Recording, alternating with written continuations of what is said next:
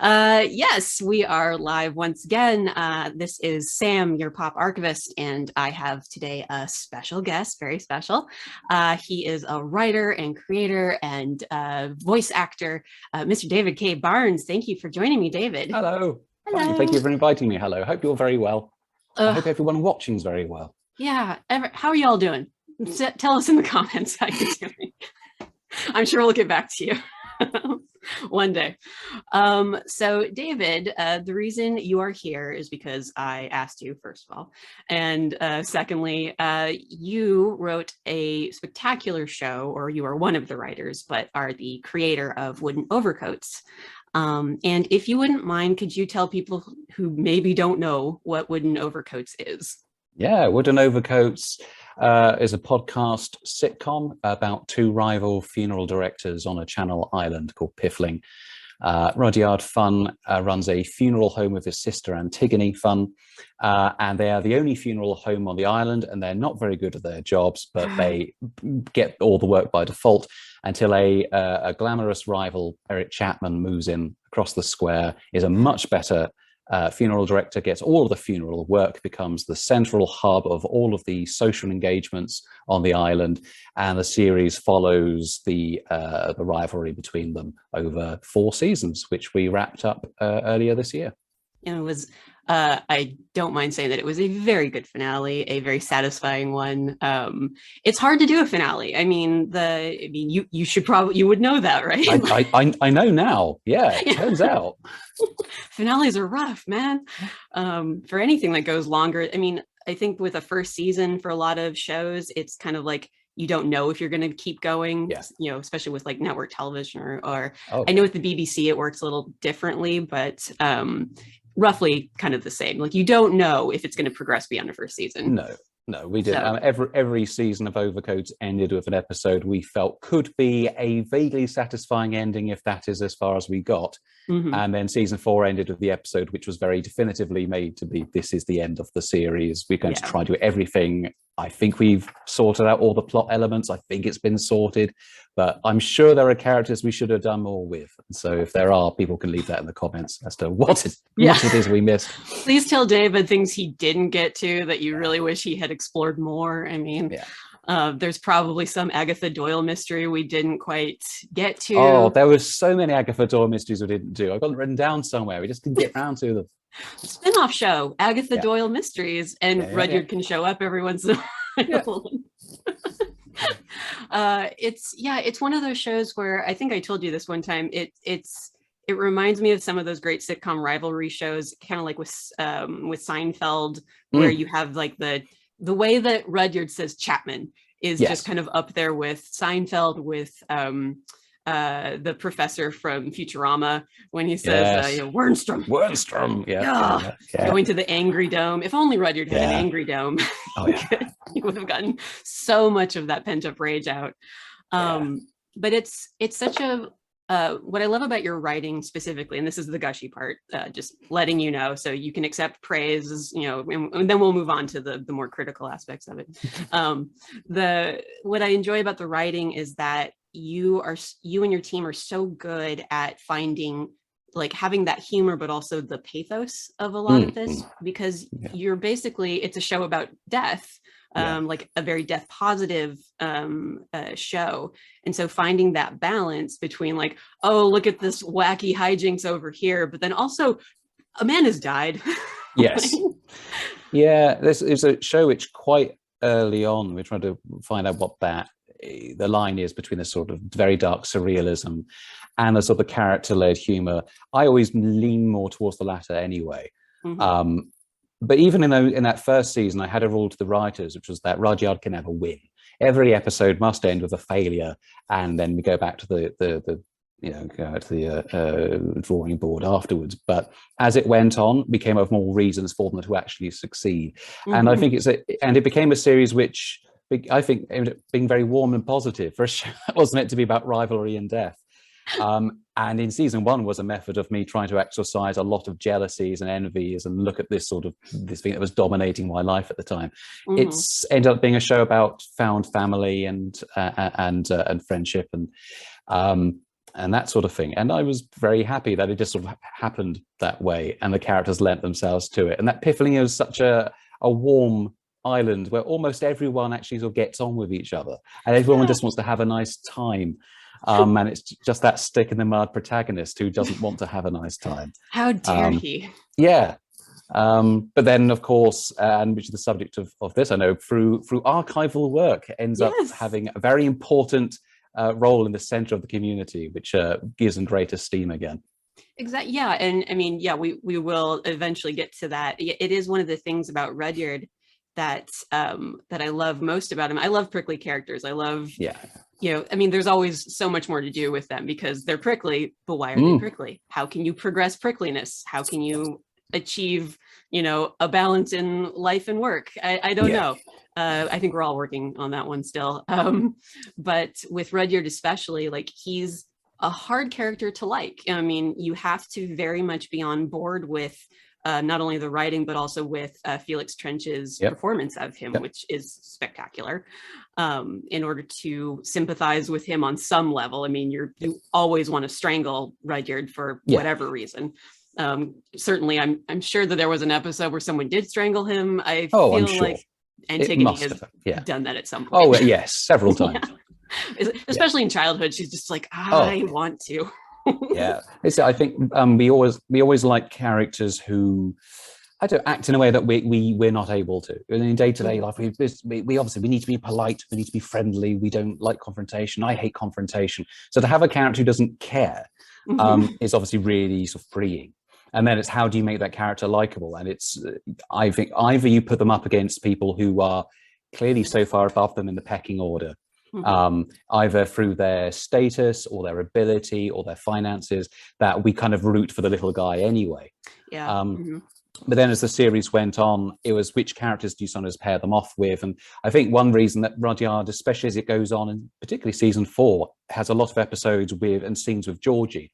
Was it Georgie, the assistant, is a character who is quite relaxed about nearly everything.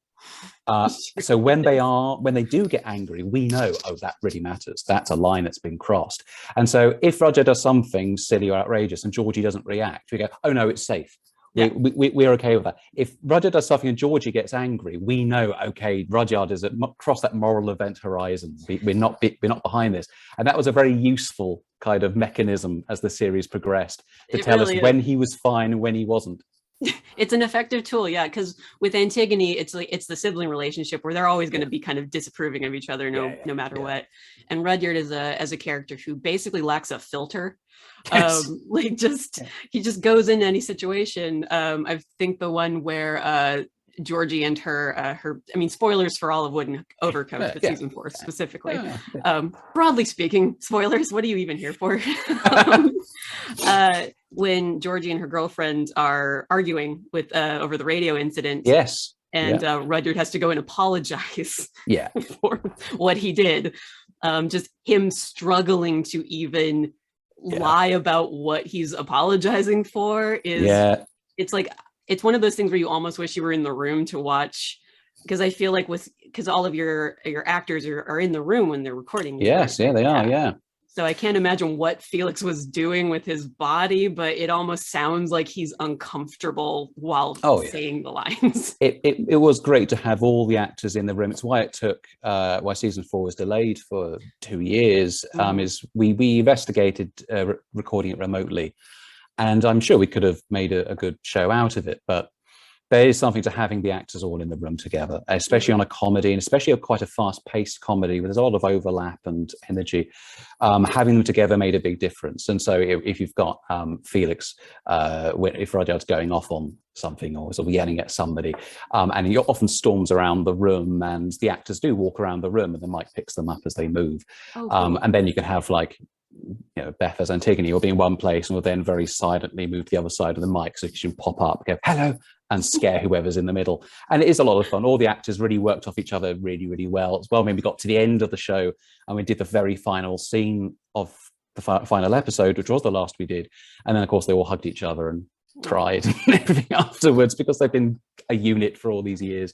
I think there's a video on YouTube where it's the I think the first episode in the pilot where they're kind of like you feel like it's amping up, or it's going to be great, we're going to do great, and then Chapman comes in and is like, no, I've already solved this or whatever. Yeah. And just the way that everyone deflates in the Yes.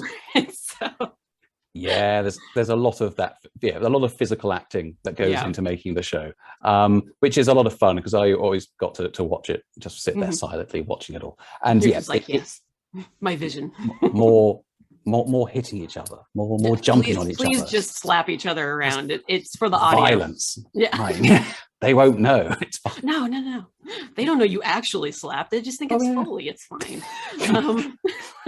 Because you also, over the course of the show, you guys would do live shows, basically. Yeah.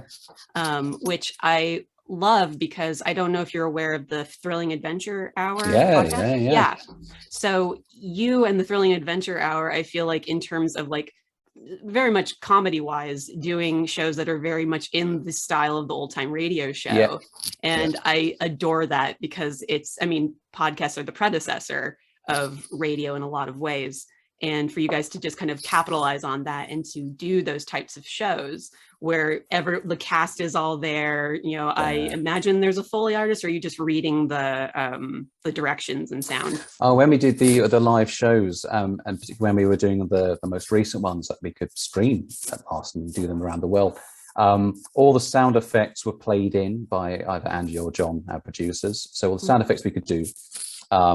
And then I would revise the scripts for them as well. So most of the scripts of the live shows are subtly different. They have some jokes or scenes or moments that work very well on the podcast and on audio, but won't translate, would either be cut or revised or changed, whatever. So there are new jokes in the live shows.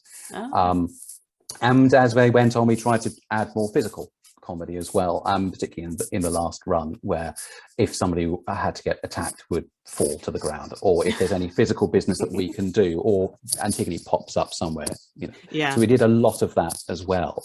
And a lot of the actors respond very well. Felix is a very physical actor who will do a lot of jumping. If you ask him to jump, if you don't ask him to jump, he'll do it. All of them, him and Tom and Kira, they're all very physical actors when you give them the chance to say, like, do what you like. And those live shows are always really fun, like connecting with the audience as you're doing it and adding more jokes. And of course, the actors occasionally get the line wrong, and then they love it because the audience love it. And so they'll sometimes make up a new scene, and then eventually get back to what's on the page. It's that energy of the live event where, anything can technically go wrong, and you have very little control over it, but because you have such seasoned actors, they can roll with the punches, improvise what needs to.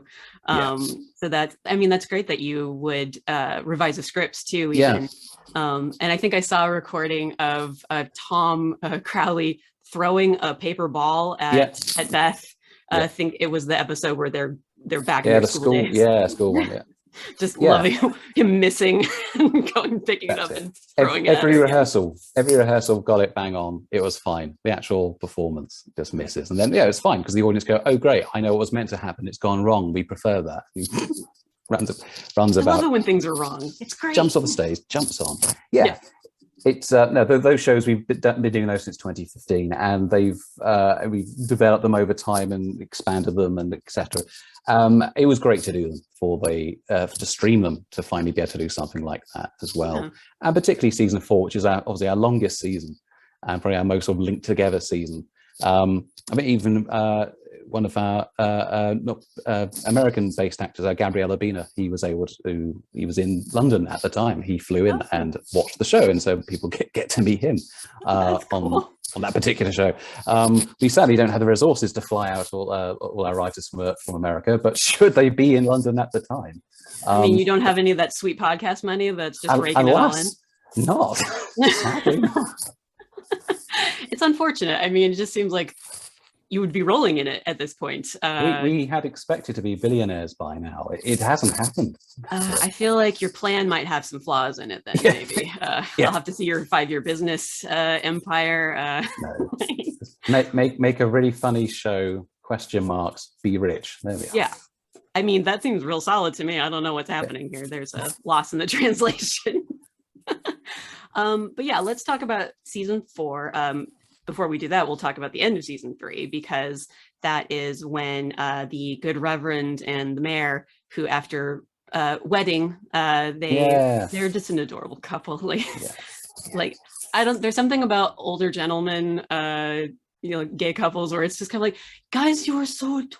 I don't know. They're such lovely characters anyway, and Mhm. the actors who portray them, Andy Secombe is immaculate as well from Yeah. Wavering, and then the mayor, Steve Hodson in season 1, and Sean Baker from season 2 onwards.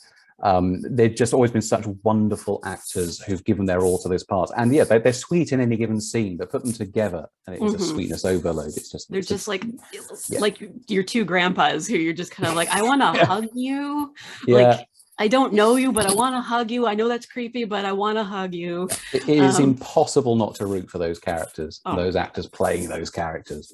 Especially when you find out that they love each other, and you're just like, just get together, do it, do it. Yeah.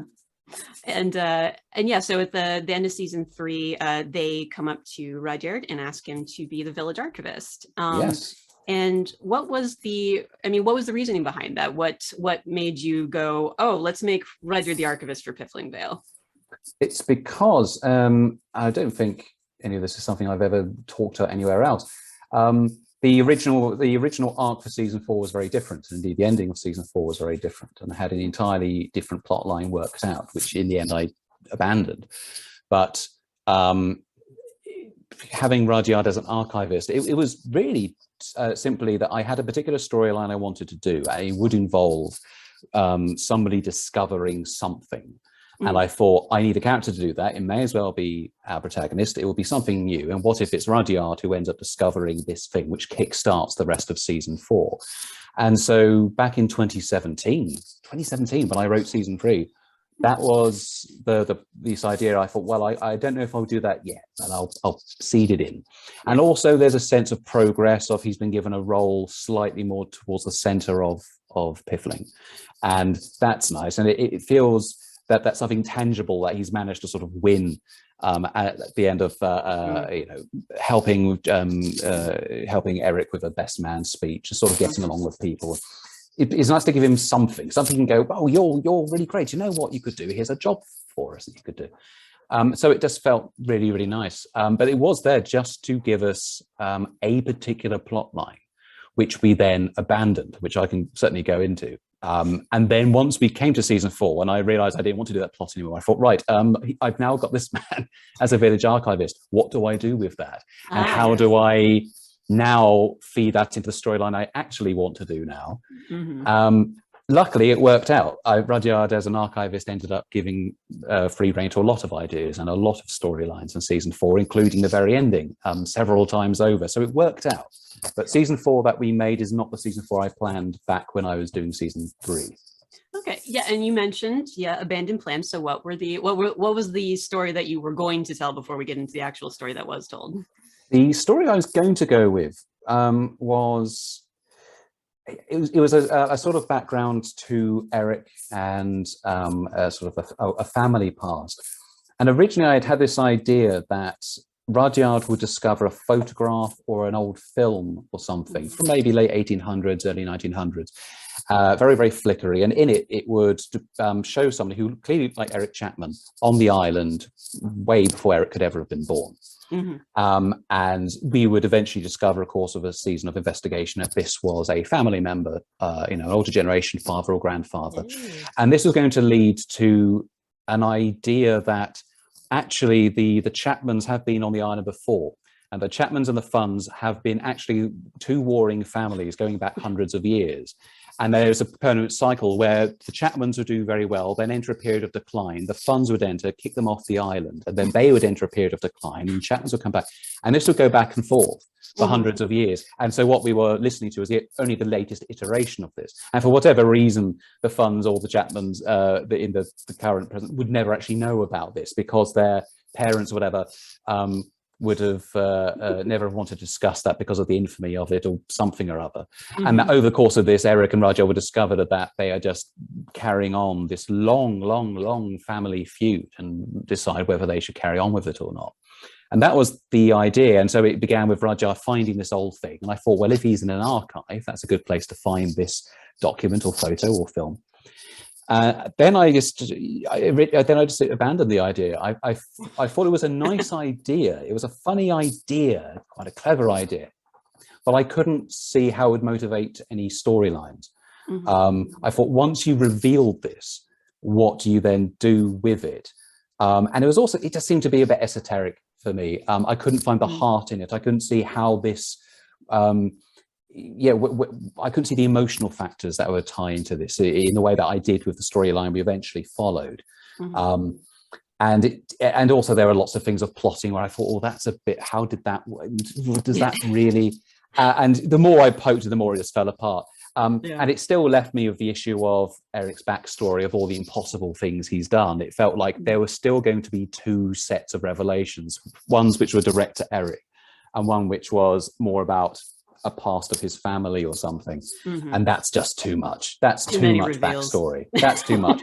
I'm not really, I had to sort of be drag kicking and screaming into doing Eric's backstory at all, because I'm not really into backstories generally. I'm very much a sort of what the character's doing in the here and now matters. It's the present day action and pushing things onwards. What they may have been like as children or whatever, usually I go, well, unless it motivates present action, I'm not too fussed. Unless, of course, you think, oh, you know what, let's do an episode set at school because that'll be funny. And we can have Felix and Beth do kid voices. And then I'm all for it. Yeah, I'm there for the silly voices. Like, is it funny? Okay, fine, we'll do it. But yeah, the sort of backstory bit went, oh, okay, and then we still found a way to tie it into Rudyard as an archivist, which we'll discuss. But that was the original conception of season 4, or potentially if we'd gone on to maybe a season 5. I thought season 4 would have been about Eric, and season 5 might have had that review or whatever. But yeah, it's just too complicated. It's too much. It's very clever, but where's the heart? You're just making more work for yourself to like reverse engineer a series of events to happen instead of, I guess, the more organic way that a story should be hopefully be unfolding. Because I think it also would have been really funny if, like you said, you never did anything about Chapman's background, because the tease of it is enough half the time where people are like, he's about to say something, he's about to, and he left, he's gone, bye. Well, that's it. We always felt that any answer to Eric's backstory was always bound to be disappointing, which is why then when it is revealed, the whole point of the episode is that it's built up to be frankly a bit disappointing. And when it's revealed, Rudyard thinks this is very, very, very important. Get all the spoilers. Anyone who's not listened to season 4, it's unlikely you're still watching at this point. You want the season 4 gossip. If when Rudyard says, "Oh, and Eric Chapman is a spy," and really expects there to be a big reaction, and there isn't. A huge gasp. Yeah, they're sort of like, "Oh my gosh, that's interesting," but it doesn't change anything, does it? And I thought, of course. As a writer, I know that knowing that he is actually a spy, it makes no difference to the way this story has panned out so far. So to do an entire episode based around the disappointment of that revelation worked for me, and then I thought, and then we can do something else. We can move on and do things in the other 2 episodes. It's part and parcel too. I mean, just kind of the way you have Rudyard set up as the archivist, because I mean, did you? I mean, this is not an attack. Did you know anything about archiving or that kind of profession before you made that decision to?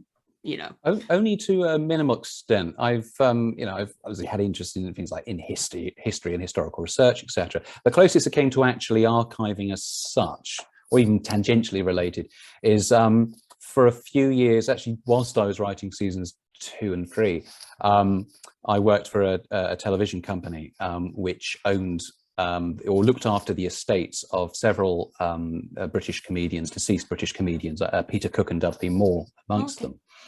And I'm not sure if anyone still remember necessarily what they did, but Peter Cook, big British satirical comedian of the 60s and onwards in the 20th century. What would be most famous for these days? Oh, he's in The Princess Bride. He's the vicar at the end of The Princess Bride. Bedazzled. What is he? He's in Supergirl with Faye Dunaway. That's a very strange bit of casting. Wow. Very strange bit. The film Supergirl, terrible film. He's in that. But one of the jobs I had was that his house in London, multi-story house, which still had all this stuff in it. They wanted me to look through all of his old papers and his sort of old scripts and tapes and things, and document everything that was there. Okay. And so I created a sort of a Peter Cook archive for this company, and then passed it over to my successor when I left. But that involved going through lots of old documents and typing them up, and certainly not going by any particular professional procedure as to how one should do this, but just booting up a spreadsheet and going, all right, I guess I'll do this. You know what? You're a lot closer to a lot of things than most people are in terms of experience, especially for someone who is utilizing the profession within their their creative work. You actually have more experience than some people do going in. So I mean, that's amazing that you got to create your own. You got to create an archive basically from scratch. It was very much going through lots of old scripts to see, and but personal belongings and things. I remember one of the stranger things I had to do was go across London on the London Underground, holding 3 bags of Peter Cook's golf clubs to take them to a place to transport them, put them into storage. That's because he thought we have no idea if this is going to be at all important, but I guess Peter Cook liked golf and these are his clubs. Well, we'll basically make sure that they're put away somewhere. Preserve these clubs as they were over 30 years ago. And who knows, Lord knows what they've done with those clubs since. But that was the closer I'd come. And indeed, actually, partway through the job, because I was still busy back in the office, and I had to hire an assistant archivist to do a lot of the work for me, who was Ben Cottam. And Ben Cottam, who wrote the Old School Fun in season 4 of Wooden Overcoats. He's a very, very good comedy writer, has done a lot of work for BBC Radio 4, and also knows a wee bit about archiving. And so we both worked on that together, and then he ended up going through a lot of it while I was back at the office, and we'd report to each other. So between us, we built up the Peter Cook archive. So we have a bit of experience, but that was a few years ago. I was finishing off my work on that as I was doing season 3, which may have helped give you the idea to make Rudyard an archivist in the first place. This idea, you never know what sort of scrap of paper you'll find, which ends up actually being, this is an abandoned film idea, which could be useful or valuable or interesting. Finding tapes of Peter Cook, riffing comedy ideas, which were never used, that's interesting. So that was probably in the mix when I was doing this. And several years ago now, but that's my claim to fame as an archivist, is I helped start to put together a Peter Cook archive. For anyone who's interested in 20th century deceased British comedians, that is what I did, and then funneled it into Wooden Overcoats. Look, I don't know anyone who doesn't know the marriage line, so everyone go out and watch Peter Cook's work. Just watch The Princess Bride, first of all, in general, because it's such a good movie. That guy, the marriage guy from Princess Bride, I was in his house looking through his books. There we go. You heard it here first. David K. Barnes, Peter Cook archivist. Again, more experience going into actually writing an archival character than I've seen lately. So you're winning, man. You're winning in my book. I mean, it's one of the things, like with this show, that I'm trying to utilize, is that no one gets it right exactly, because it's a profession that is nebulous at best. Everyone kind of, unless you are like actively working in the industry, is either confusing it with a library or a museum. There is overlap, obviously, but the intricacies of them are far more like, you have to pretty much be an archivist to get all those nuances. And then also you have to be working in a specific type of archive to get those too, because you have your corporate, your academic, your, all that. So again, kudos to you for, first of all, being somewhat in the industry when you came up with the idea. And then the way season 4 progresses, I loved it so much in terms of Rudyard's storyline, because again, the easy joke would have been that Rudyard's work as an archivist goes nowhere. It's just another thing that he does that no one cares about, and it just means that he's not as good as Eric.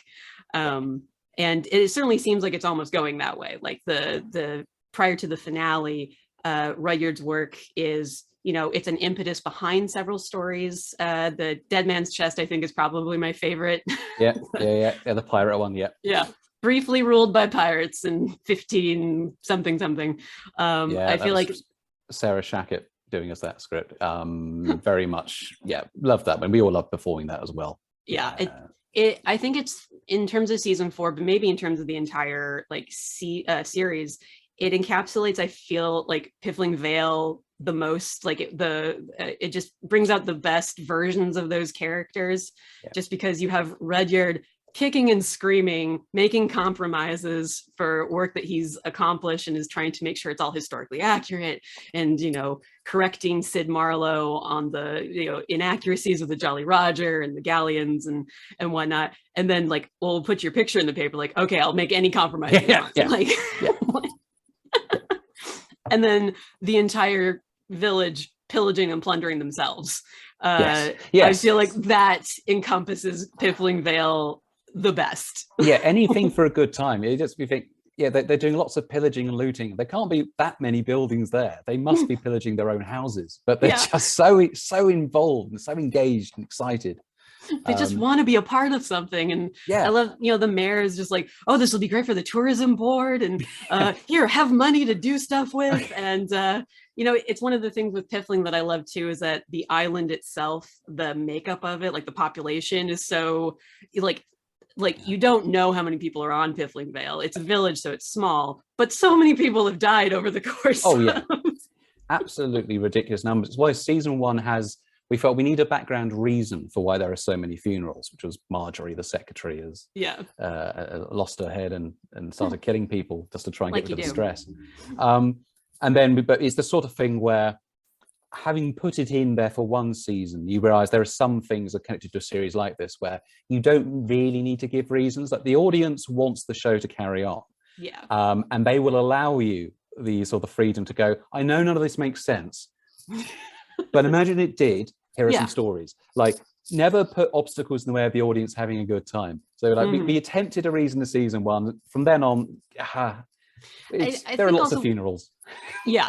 I think also with a comedy, you can get away with a lot more of that kind of like hand waving or just kind of ignoring of facts, or you know, if someone actually did a count of like how many people died per season, and like tried, like, I'm sure someone has tried to figure it out, like how big a village is normally, like how many people have died, this doesn't add up, and then someone's just like, who the hell cares?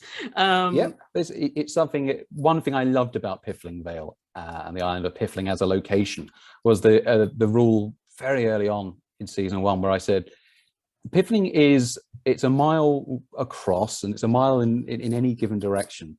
But also, if we want a location added, or a building or any area of land, it's in there, and it is an impossible size. And that, yes, it is a village, but it does have a safari park and a wood and a mountain, and it's got this and a circus up. And it travels around the island and then goes back to where it was, and it has a little Piffling district. And I thought, I want a place which can have an impossible number of things, because that's funny. Also, it allows us to do whatever we want, and it's something we could only do on audio. We wouldn't be able to really do this in any other way.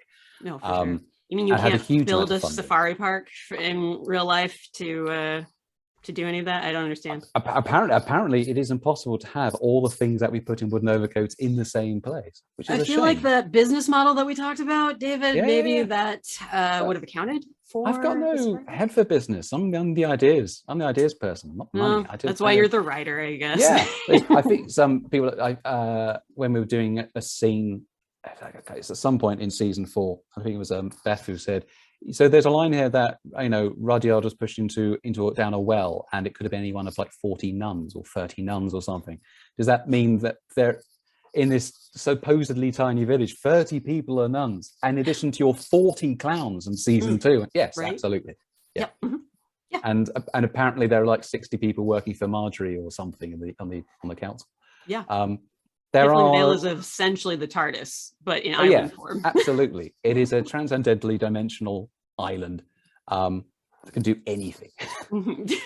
Anything your heart's desires. It's like Fantasy Island, basically. Just with more British people. It's everything that we wanted to do, we could do, so long as it fit the tone of the show. And that included an impossible number of things, and an impossible number of people, and an impossible number of deaths, while everyone still seems really cheerful about it. and I think that also like ties into, you know, the eventual pathos that for Eric, when you have him asking to find the identity bracelets and, you know, leading towards, you actually give, I know you hate backstory, but you actually give reason to why Eric's way of doing funerals is the way it is. And why it contrasts so much with the Funns, but also that the Funns' way of doing it is not bad. It's an appropriate way to grieve as well. It's something which I really like doing across the 4 seasons, is establishing what seem to be throwaway jokes in one season, and then stepping back and going, okay, but what would that joke actually mean? How does this define their behavior, or why would it explain this and this and this? And so having Eric, we got to the stage where there were several jokes about him actually having not a brilliant social life, or being actually quite lonely, which are thrown in as a sort of quite dark joke. And you go, well, actually, what does this mean? Let's step back again. And why does he do things in this way? And especially as the series goes on and more characters point out, isn't it a bit weird that you're doing what you're doing? And you sort of pull the rug under and go, yes, it is weird. So to really then explain that in season 4, to justify what we've been doing and then give it some kind of closure, was a very satisfying thing to do. Not entirely planned until I got to season 4. But once we were there, I mean, to be honest, a lot of season 4 was just justifying ripping off the beginning of A Matter of Life and Death and doing that scene with Antigone and Eric, because it's one of my favorite films. It's Tom's favorite film. It's John Wakefield's favorite film. We went, you know what, we could just do this.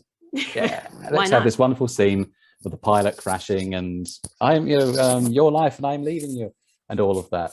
We a lot of the decisions were just about justifying this particular 5 minutes of nicked material from an old 40s film. You know, Matt, like I've seen there was a comic book I read a while ago where the writer admitted that the entire setup was for one line at the end. It's, I mean, which is, I think a lot of people have like, I have a line in my head, I need to get it out. How do I justify putting it here? Okay, again, it's a lot of reverse engineering. You're just kind of like, I need this. How do I get there? Okay, I need to set up these cards and then knock them all down. So absolutely. Like what I'm saying is you're not unique. No, I managed to do that. We love doing it on stage as well. And you know, and then later the same episode we reenacted the title sequence to The Prisoner because I wanted to. Okay. God, there are a lot of things. Last season, you could do whatever you want. There are a lot of things that happen. There are a lot of in-jokes and things which are there just because I lost my head and, you know, power just corrupted. I just threw all these things in. Again, I think in addressing the business model that we laid out, we are starting to see where the cracks are. Absolutely. That big old question mark is doing a lot of the heavy lifting. But there's a lot of, have we really raised this money so David can string together all these old references to 1960s spy shows and get a professional cast to deliver them? And yes, that is what has happened. Very good. That's well identified, and now you have to die. Sorry. I don't expect you to live to talk. I expect you to die. you know too much. All exactly. of them know too much. It's a very Hank Scorpio kind of, I'm just going to kill it with fire. Like, I'm going to burn this whole thing down. And I love how, like, because Eric's backstory is then tied in with his former colleague, Zoe, showing up, who then becomes, because you're not really quite sure of her purpose yet. And, you know, she shows up. She's mysterious. She just kind of is talking to Eric a little bit, but then she's interacting more with the rest of the cast. And then when the finale hits and you realize that she works for the census, and like her whole thing has just been this background where you're just like, okay, where is this? What is happening with this woman? And also leading up to what Eric wants to do on the island, whether he wants to stay or go. What I love is like how that comes together, and it's all cinched up by Rudyard's work as an archivist. Like the fact that you said, like in the beginning, Rudyard can't win, and then in the finale he gets to win on a level that, again, I wasn't expecting. Like I said, it could have gone the way of, okay, Rudyard never accomplishes anything. But in this case, it was like, you went there and you let his work actually be the reason why Piffling Vale becomes a town. And that was, for me as an archivist, that just made me feel so happy. It was something once I had that idea in my head, oh, hang on, what if? And brilliant, good, we'll see that in. I remember when we were doing because we always did a read through of every script a few weeks before recording, so that we could revise anything that we needed to. And I think it's Tom's episode, The Big Cheese, which opens with the archive as it is so far being unveiled, and it's very disappointing. And originally in the script, we had it that it was just it was very, very bad. There's barely anything in it. Yeah. And then as we were reading before, there seems something unsatisfying. And then we thought, well, hang on, what if Rudyard has actually done a pretty good job within the field of what he's trying to do? It's just that what he's done is very boring to everyone else. Yes. Which is what a lot of archiving work and his history work is. It's being very, very niche about a particular thing, which you'll then know a million facts about it. And one of those facts might end up in a textbook, which might turn up in a student's exam at some point. And I thought, what if that's the case? And so his archive is full of stuff to do with plumbing and the bathrooms and lavatories, and no one's fussed. They want suits of armor and cannons. But then I thought, oh, we can tie that in the last episode, and Zoe saying, yes, when you want to know a place, start the plumbing. Yeah. And because I'm a spy and I look through, and I work for the census, I know what it's like to go through old documentation. I know this sort of stuff is important, and you people might not, but this is important. Yeah. I was very happy to bring that together and make Rudyard, having not even just through pure luck, but just by having the courage of his own conviction and his own interests that managed to coincide with this situation, worked out. And it was nice. It was a happy thing for him. Yeah, and it makes sense with Rudyard, because based on his personality, like his force of will when he puts his mind to doing something is so strong and just like a bulldozer. And so just him going like, I like the boring stuff. I like it more if it is boring, because then I don't have to engage with anyone else about it. Like just the way he is talking about the plumbing and like this toilet and this plunger, and he's so passionate about it, and everyone else is like, it's the most realistic, I feel like, in terms of like how an archivist is talking to the public type of situation, because everyone wants the really interesting, like these little factoids, like when you find out they were ruled by pirates briefly, that's an interesting factoid that leads to a greater thing. But the plumbing bits where everyone's just like, we don't care about this, and Rudyard's like, but why not? I love this. Is amazing. Look at you. I was so happy when we did. I think it's in the Pirates episode that Rudyard has gone through all the files and he's found nothing of any interest or consequence, and he's very happy. He's delighted by that. He goes, no, nothing important at all. So we don't need to worry about that. I can just get on with my little area here. I think someone, again, in the readings of those scripts, pointed out that way back in season 2, I think Rudyard had to do a speech for a sort of undertakers convention, and that was written by Tiffany Woodsmith, and she had him raiding the files for historical facts. He does this long historical sort of thing about to the beginning of Piffling.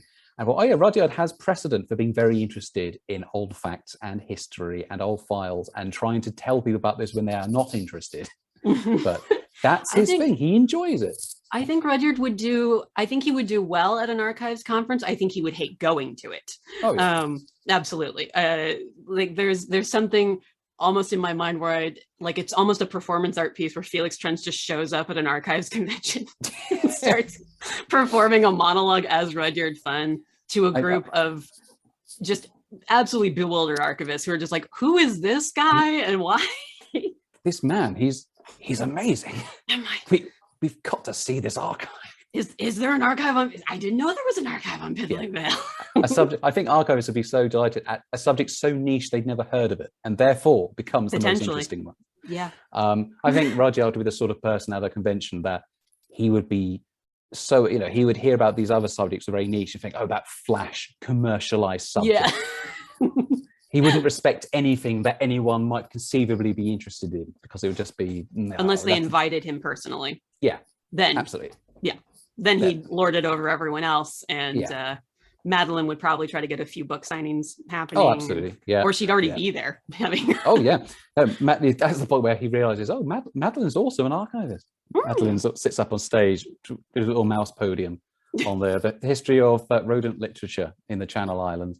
I would go to that panel. I'd go to that. Quite frankly. Yeah. You joke, but I'd do it. Yeah. David, This is the extra, another spin-off. We're racking up spin-offs. I feel, yeah, just let me know if you need an extra. I don't care what capacity. If I get to work with Agatha Doyle, I'll do it. Absolutely. Agatha Doyle goes on mysteries which end up being very archive based. Yes, exactly. They're like, I don't know why you're here again, Ms. Doyle, but okay, I'll help you out.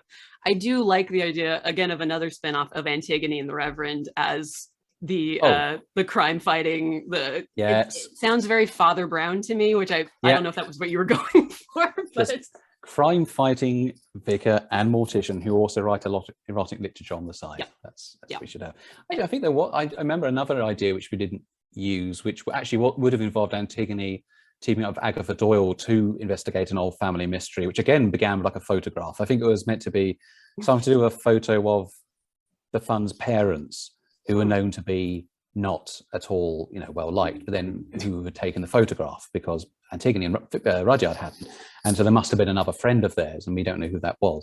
And there was going to be another, again, like rooting through old archives to try and find out stuff to do with the parents. Again, it just never quite went anywhere. So I get having ideas which involved old family secrets revealed in photographs, and Agatha Doyle would have investigated this with Antigone, and it didn't go anywhere. I just couldn't.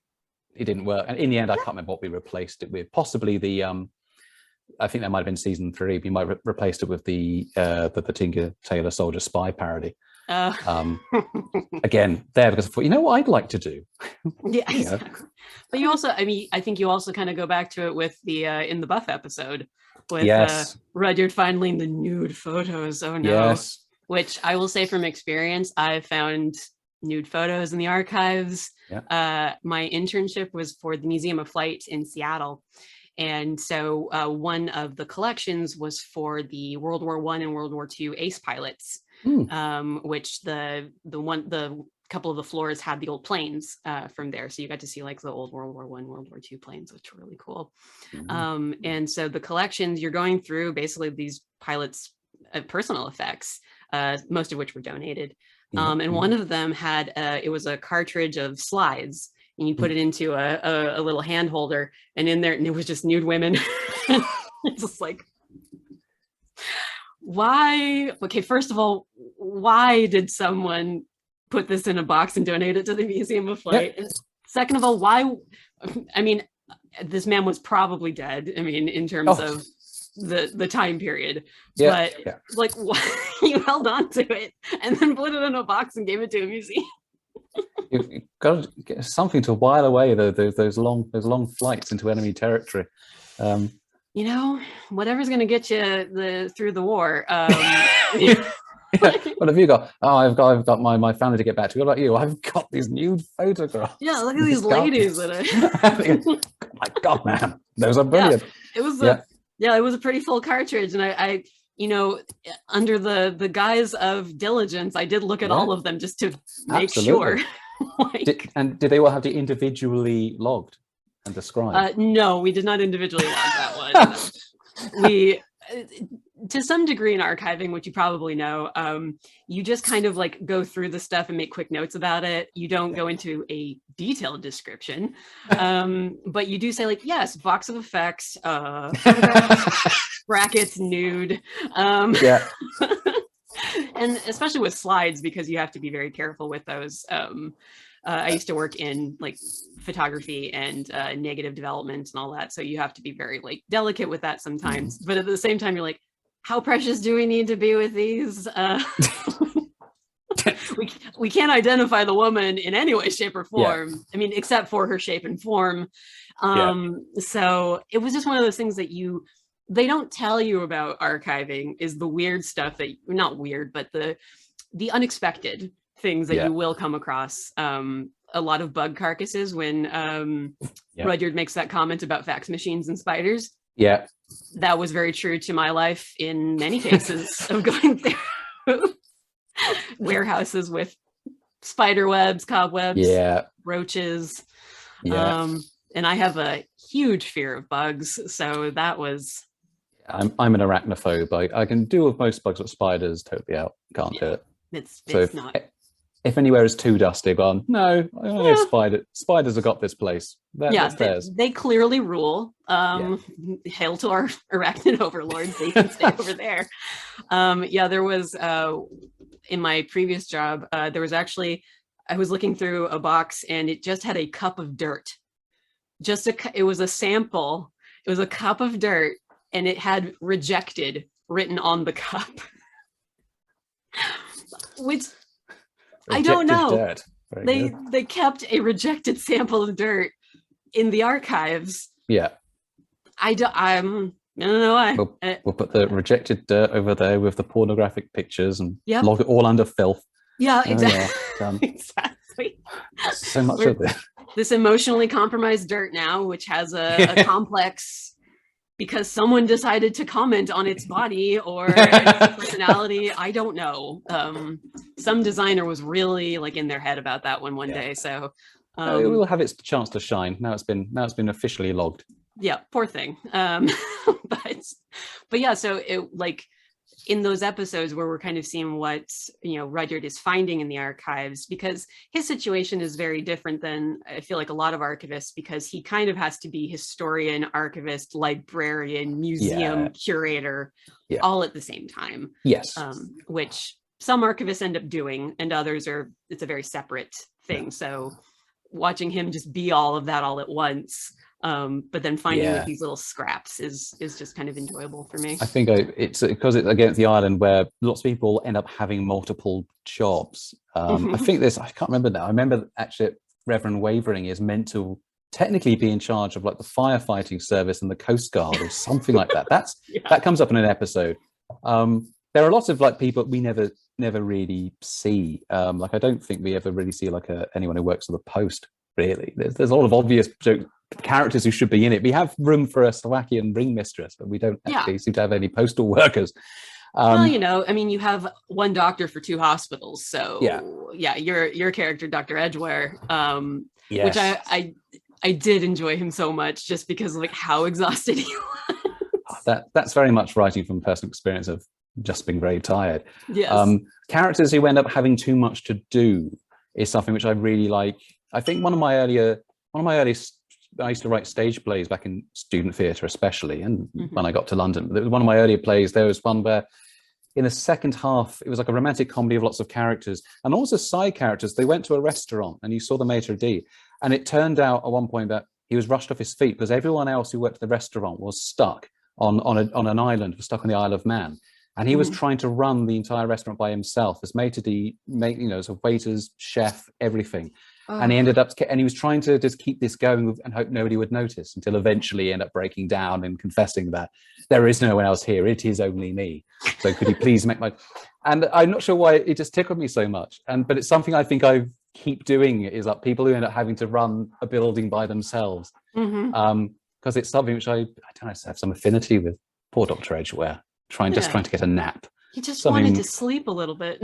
I can relate to that. I think a lot of us can, especially as I get, go further into my 30s. The idea of I just want to nap is increasingly on my mind.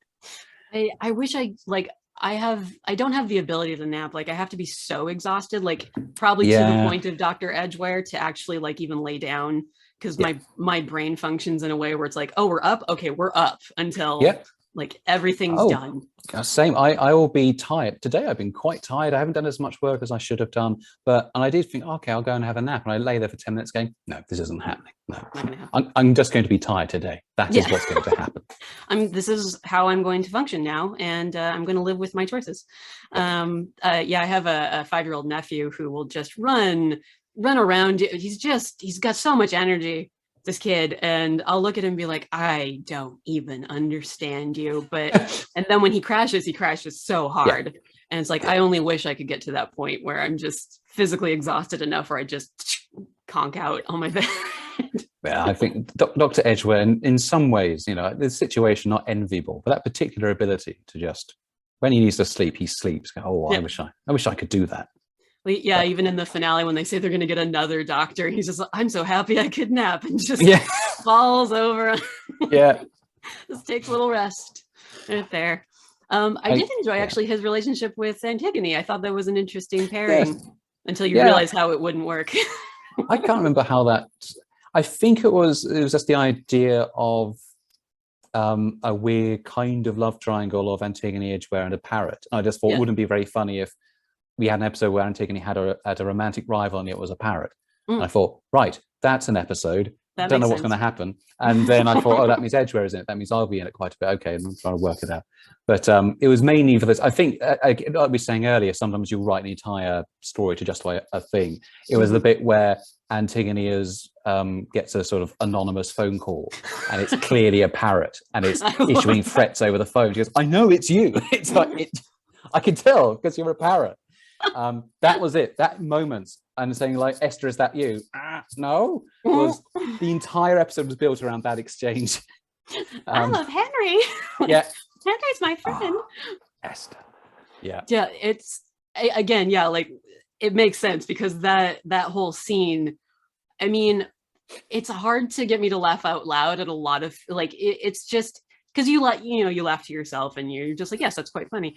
But listen, I'm not even kidding when I say that. When I listened to Wooden Overcoats, I had more moments of just like you do that almost spit take, or you're just kind of like trying to hold back a cackle and then it just comes out anyway. And that conversation with Esther, with Antigone and Esther, was rough for me to get through without just like bursting out and making like a family member look at me going like, are you okay? It was such fun to write, to record. And Lucy Farrett, who was playing Esther, who had to be stuck in her own booth so that all the voices could be pitch corrected or whatever later, and just having somebody playing a parrot just staring out of a small window at us while we tried to do the dialogue. Yeah, she deserves an award. Absolutely. I feel like a BAFTA of some sort should just either be stolen and given to her, or however that works. I think all the cast would happily step aside and say, no, the BAFTA, it goes to Esther the parrot. Yeah, that's where this is going. I think Esther would insist that it belongs to her. Oh, absolutely. Yeah. She just peck out the eyes of whoever's holding it. And I know how parrots work. That's a very violent and jealous creatures, I'm told. Yeah, but it works. It's funny. So the last thing I really want to talk to you about in terms of the finale is so Eric's decision to leave. I know this has nothing to do with Rudyard and archiving, but we've talked about that. It's good. I just want to talk about the finale. Yeah. So because again, it's one of those things where I didn't know what you were going to do with it, because sometimes with shows you can kind of see where it's heading. It's kind of like story posted for you, or they're just really leading you down a path where you're like, okay, I get it. Here's where we go. But with Eric, it was like, I feel like this finale could go either way. The melancholy ending of him leaving, and then that's just it. Or he stays. And it felt very, I'm going to assume you've seen MASH. I haven't. Oh, I've not seen MASH at all. Not in either the series nor the film. I've not. I've one of those shows I've always meant to watch, but never, sadly, got around to. As someone with especially with American television, it was on a lot when I was growing up. So this reference will not mean anything, but I'm going to say it anyway. Yeah. So the finale of MASH is very much Hawkeye getting into a helicopter and being taken away from the campsite. Yeah. And him and his, hetero life partner, BJ Honeycutt, refusing to say goodbye to each other. Yeah. And so he gets in the helicopter, it's taking off, and he sees a big old goodbye written like out on the mountain where they're like taking off from. And so there was an element of that to, for me, based on my TV knowledge of that with Eric, where it could have easily been that kind of like backs away and he sees what he's missing, and then maybe he tries to like parachute out of the, the helicopter. But it was very sweet, like how he realizes it right before the helicopter takes off. And it's a great finale, but I was kind of like sitting forward the whole time being like, is he gonna go? Is he gonna stay? What's he gonna do? I was hoping, I didn't know, even the revelation that Zoe was going to have something to do with Piffling being a town. I thought, I'm not sure if the audience will guess this in advance or not. I certainly wanted the line, I'm from the census, to be the most dramatic reading of that line. I don't think anyone has ever said I'm from the census and it have so much dramatic weight before. But then Eric leave, because I thought, yeah, I was obviously juggled with, okay, what do we do? What's going to happen? And Eric totally leaving. I don't know. It never quite chimed with me as an ending that would work in the way I wanted the series to end. I wanted it to be quite hopeful. And I thought, well, actually, the person who should leave but still come back is Georgie. It makes sense that Georgie wants to finish that thing she wanted to start with her nan and go around the world. And that. Jennifer's very nice, and she'll come back because this is still her family now. And it all kind of fit together for me. That it just made sense that what does Eric actually need? It's not just closure on the past. It's very much what's happening to me in the present and the future. And the idea that actually this is his home, and in a very strange way, these people are his family. And of course, he's very well liked by everybody else in the island. For sure.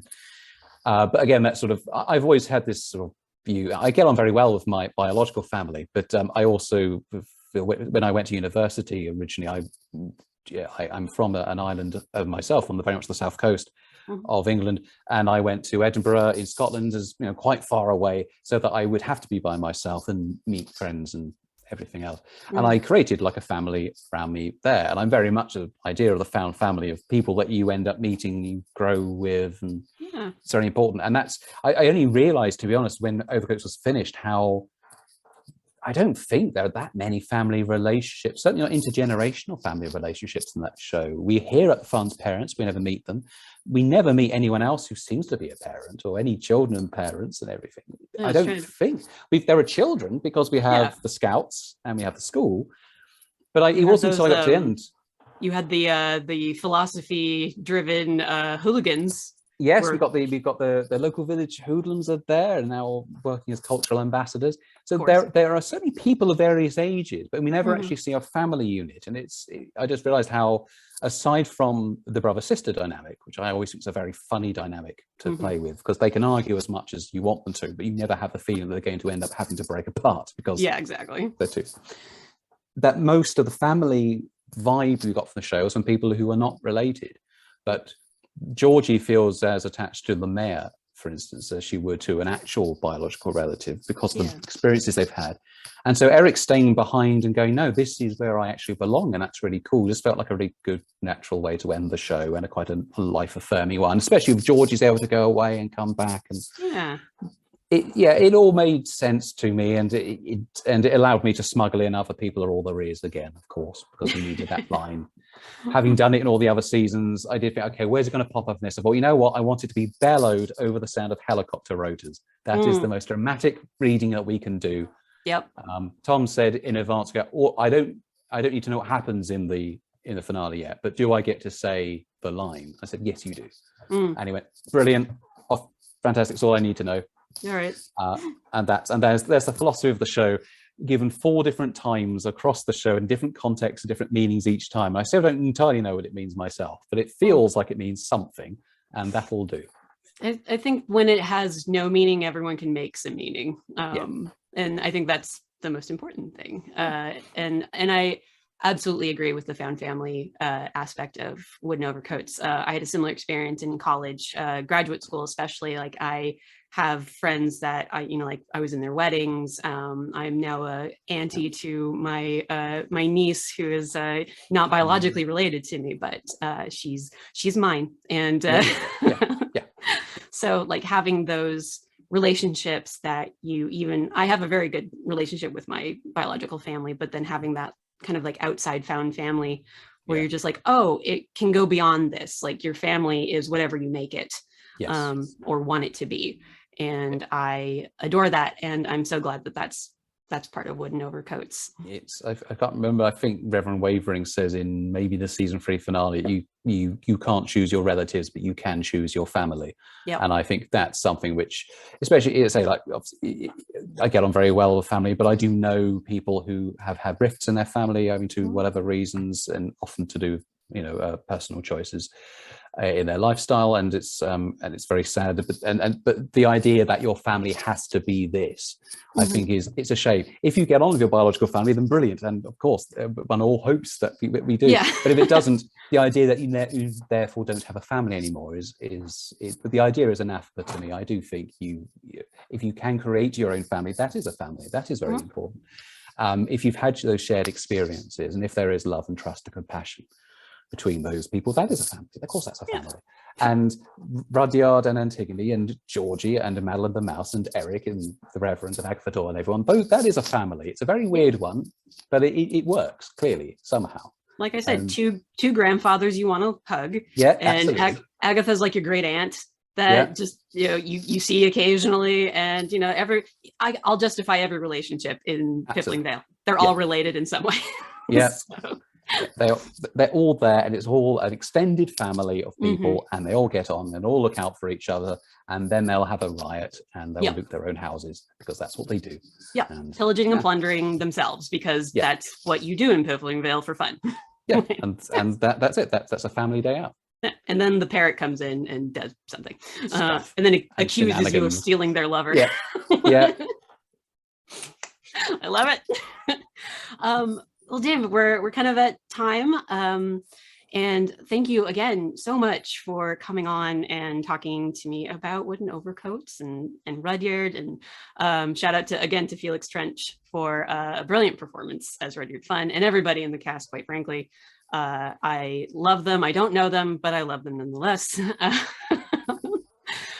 Before we go, is there anything you would like to promote? It's going to be a few weeks before this goes live, so if there's anything you want to talk about now, you can go ahead, or if you want to stay. Yeah, no, I've got. I think something which is currently in the process of being released is a podcast called Doctor Who Redacted. It's a Doctor Who podcast on the BBC Sounds app rather than iTunes. The BBC Sounds app, made by the BBC. It's produced and directed by Ella Watts, who of course is very known in the audio drama community. But it's a Doctor Who related series about three friends who are trying to investigate a very strange mystery involving the disappearance of lots of people, and anyone that seems vaguely connected to the Doctor, who is also a mysterious figure that no one knows about. I've written an episode of that, which is I think episode 9, which is I think from the date of this recording is out in maybe about 3 or 4 weeks. Then, so that's coming out. So that's my connection to that series. And then at some point, much later this year, is my own next series, which I'm writing for Rusty Quill, which is Cry Havoc, Ask Questions Later, which is a sort of epic Roman comedy set in Republican Rome, involving sort of Mark Antony and Cleopatra and Gaius Octavian and those sorts of figures. And it is a series which is also kind of like another rivalry. It's rather than two rival undertakers, it is like two rival people in charge of Rome who are both in charge of Rome at the same time and are trying to make that work in the face of famine and financial difficulties and diplomatic things and assassins and all of that related. I've always been interested in ancient Rome, and I've been particularly interested in things like I Claudius and Spartacus and Gladiator and depictions of Rome. This is finally my chance to do my own depiction of Rome and to basically turn it into kind of another Piffling Vale, except obviously a much darker one. It's a much darker comedy than Wooden Overcoats, but it has some crossover in some of the themes, and indeed some of the writers. Sarah Shackett and Tom Crowley are both writers on Cry Havoc. I'm editing all the scripts now. It will be recorded in the next few months. I am told, I believe it's coming out later this year. So if it does, please find it and listen to that, because hopefully it will be also another a good comedy drama with surrealism and lots of character comedy and romance and violence and pirates and Romans. It's got it all. We've thrown it all in there. I mean, it's a huge empire, so you can have literally whatever you want. And I mean, not unlike Piffling Vale, only this time the Roman Empire, which is seemingly much bigger. Oh yeah, we can just throw in practically anything and go, oh, Romans, and of course the Romans, they got up to all sorts of saucy shenanigans, so we can throw in all that as well. It's just it's something to listen to after dark. Cry Havoc. Ask us in later. You could have like 5 elephants and a couple of tigers in that one, and no one would even bat an eye at that. It's just kind of like, how'd they get a elephant. Just any setting we can just throw in whatever we want, and then sort of, Mhm. and then still somehow base a lot of the comedy around arcane areas of administration. That's the important thing. It's so long as it's ultimately about frustrated civil servants, Yeah, then I'm fine. bureaucracy is the only comedy that's available that people understand. It's a universal experience. Extended bureaucracy, and over there's some violence and fights, and there's some assassins, and there's some sex going on over there, and There's right some here, Christians doing some weird stuff. We don't know. We've got all of that coming later this year in Cry Havoc by Rusty Quill, and so for a good time. Find that, for a good old Roman time. Yes. Look out for that. Excellent. And for Pop Archives, if you'd like to, where can people follow you online? Oh God, they can find me on Twitter at Velvet Barnes. That's my handle, Velvet Barnes, and my website, www.davidkbarnes.com, is where you can find out stuff about me. And I'll link them in the descriptions as well. And you can find me at darling_Sammy, SAMMY. You can also just go to Pop Archives, the website, which is pop-archives.com, where you will find an article that I wrote about Rudyard Funn as the archivist for Piffling Vale, which then spurred me strong-arming David into this recording. It's hard to do over across the pond and through the internet, but I somehow managed it, and this is the result of that. And you can also, if you have any suggestions for topics to talk about or pieces of media that I might not have considered, please leave a comment or send email to popculturearchives.com@gmail.com. There we go. I'm good at this. Have I mentioned how good I am at this? Thank you once again, David, for being on the show. It's been absolutely amazing talking to you about Wooden Overcoats. And thank you very much for inviting me. This has all worked out terribly well. I know, it's so weird, isn't it? Yeah, just but it's expecting. Yeah, I'm just expecting bad things to happen now. So maybe we don't get off the call, because if we do, then the bad thing happens. We're going to stay here in perpetuity. All right. And all the viewers have a very happy rest of the year. Yeah, I feel good about this plan. I'm excited to be a part of it. But for me and for David, I think hopefully we're still here at the end of this. Bye, everyone, and have a good one.